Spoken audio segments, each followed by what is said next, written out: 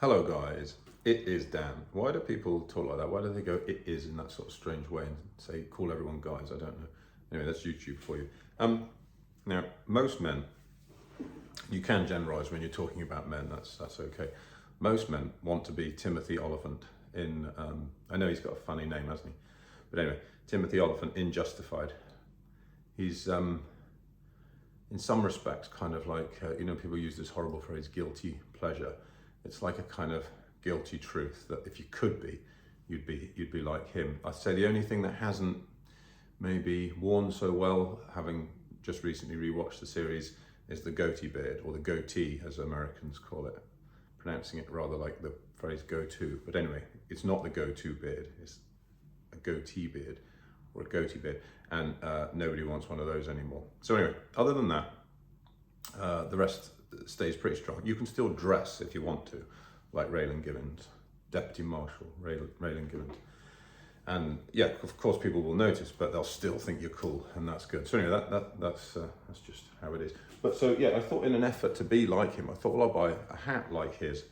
Now, you might think that's easy, but actually his hat is in the show from what I can read, and believe me, there's a fair bit on the internet about it. I'm not the only one. It's some kind of custom thing anyway. So various companies have made them. And this is an example, this here, of one such hat. I can't remember who made it or whatever. It says Stetson inside, but you know what I mean. I can't remember what company it came from. But you know, it's not exactly like the original. And the closer you, the more you look, the more you watch the goddamn show and you read on the internet, the more you realize just how different it is. One example of that is this hat band here is the same thickness all around. If you look at his is thicker at this part, and then as it goes round to the buckle, it narrows. This example here, the belt is it's not really a belt. It's just kind of glued on, and then where the buckle piece meets the end here, that just is cut off. This is all just kind of glued on, so you couldn't undo that or do anything with it. It looks okay from a distance, but it's not great. I suppose in terms of workmanship, the actual, I don't know what this bit's called, but this kind of hat band thing, or what, no, I can't think what it's called. But anyway, this bit inside is slightly rotated, so it's glued in slightly in the wrong place. So the seam here, which would represent the back of the hat, is not quite in the middle. It should be kind of maybe half a centimetre over. So that's not the best.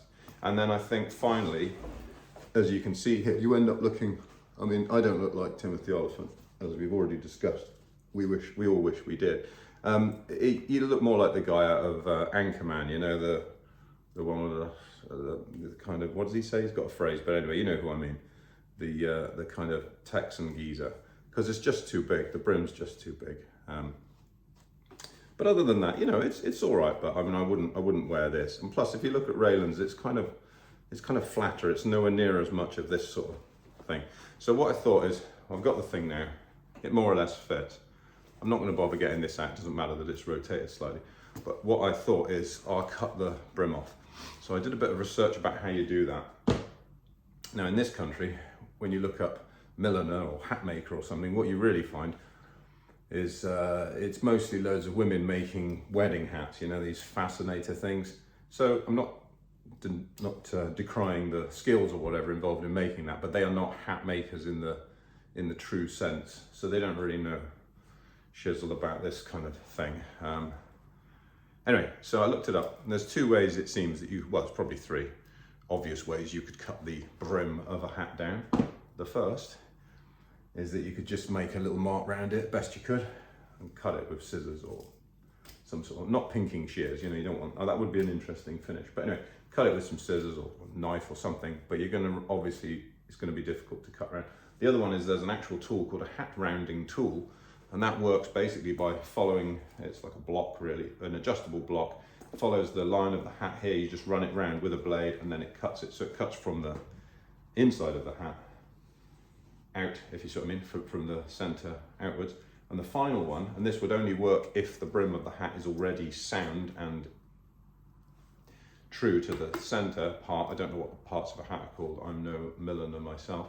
The other one is a brim cutting tool, which works by running around the outside, hugging the outside and cutting as it goes, such that in the end you end up with a hoop. So I opted to buy one of those, and here is such a cutter.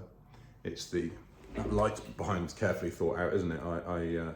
You know, years of being in, what do they call it, camera school? I don't know.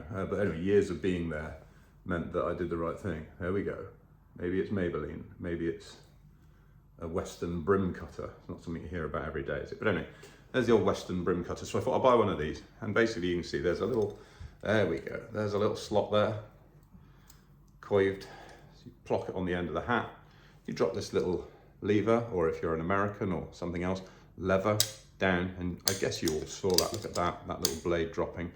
And this is really like a Stanley knife blade, cutting edge here.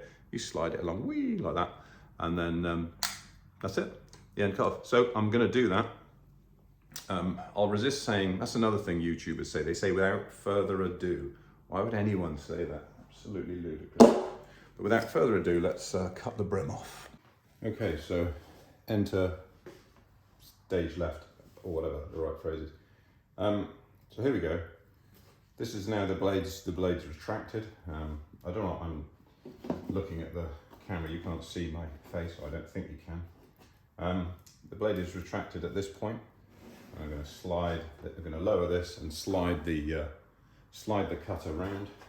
We'll see what happens. I'm slightly nervous because I feel like you only get one go at this, or you get a series of goes, but you get an ever decreasing hat.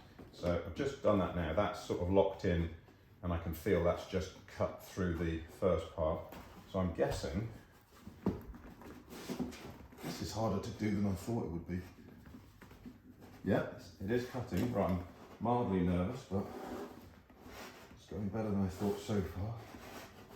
I watched a video, and the guy doing that, he fairly flew around with the thing, but whether or not his hat was a little thinner, I don't know. I'm just nervous that I think the blade is angled in such a way that it pulls the cutter towards the brim. This is a 1/2 inch one, so it means that it cuts off 1/2 inch at a time. There was one that did 1/4, but there were none in stock in Amazon. And being in the UK, these things are not as readily available as they probably are in the States, where of course, as we know, everyone in the United States of America wears a hat, a Western style hat. So, you know, they're going to sell more of these things. Right, we appear to have, look, we've done it, I think. I'm a bit nervous now, I don't know what this is going to, oh, there we go. Huh. Well, that was a lot easier than I thought.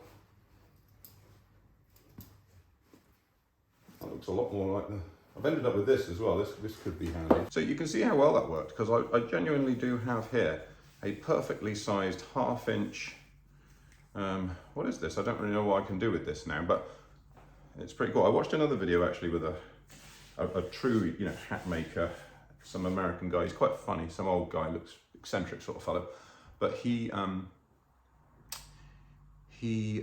immediately cut this because he said that one way or another this will end up wrapped around your feet when you're not looking, you know, on the floor or whatever, and then you'll fall over. So I'm guessing he's talking from experience. He looks kind of between 60 and 70, so probably in all those years he's done that many times. So yeah, he immediately cut it, rather like people do with those plastic things that you get around cans of drink to avoid them getting wrapped around swans' necks, stuff like that. Anyway, so here we go. So this actually produced a very good finish. I have seen people sanding, in fact, this stuff. So this hat, I should say, it's not made of fur felt. I had a fur felt hat once, fur felt, and I bought it, but I bought it by mistake. When I bought it, it said felt. I don't eat any meat, and I try not to contribute towards, you know, unnecessary, let's say, use of animals.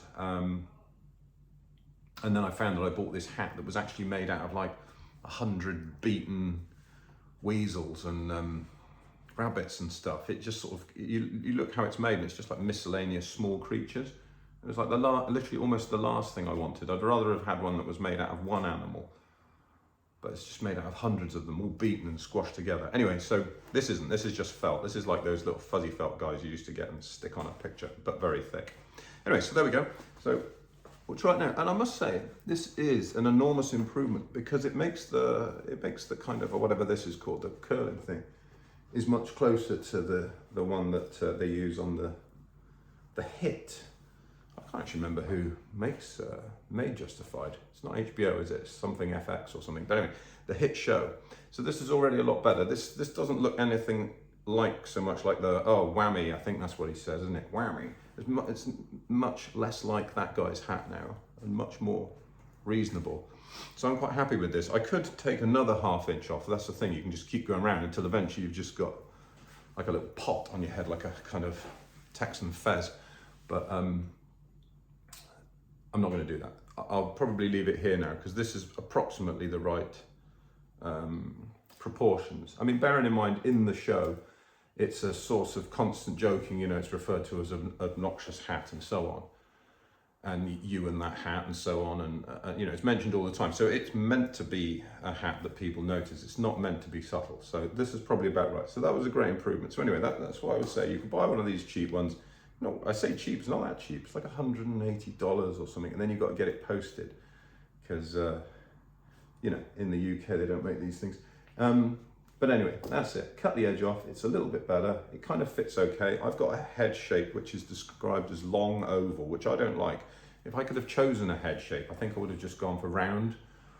But you don't get these choices. So long oval it is. So I've had to basically squish this hat a bit to create. You can see this is kind of the shape of my head. So I guess long oval is fair. Round would be, you know, rounder. But anyway, here it is. It works. I think that's an improvement. I guess I'm just going to go down the local pub now and everyone's going to think I'm more of an arsehole than they already did. While I'm here, I'll just show you this hat as well. This is kind of very similar, in fact, if you look at if you watch the films. It's very similar to the original Indiana Jones hat. I guess it's a fedora of sorts. It's got, you know, wide hat band here with a little bow thing. This is a much nicer made hat. It's very old. In fact, it was made in the Netherlands. Still says Stetson inside. It's given to me by a friend of mine, and I believe it belonged to his grandfather. And it says H. Whiting and Zund, which means son, I believe. And the shop is still going. So there you go. So we've gone from Lexington to Kentucky to the Netherlands in one easy step, and we've cut the brim off a hat. Beat that.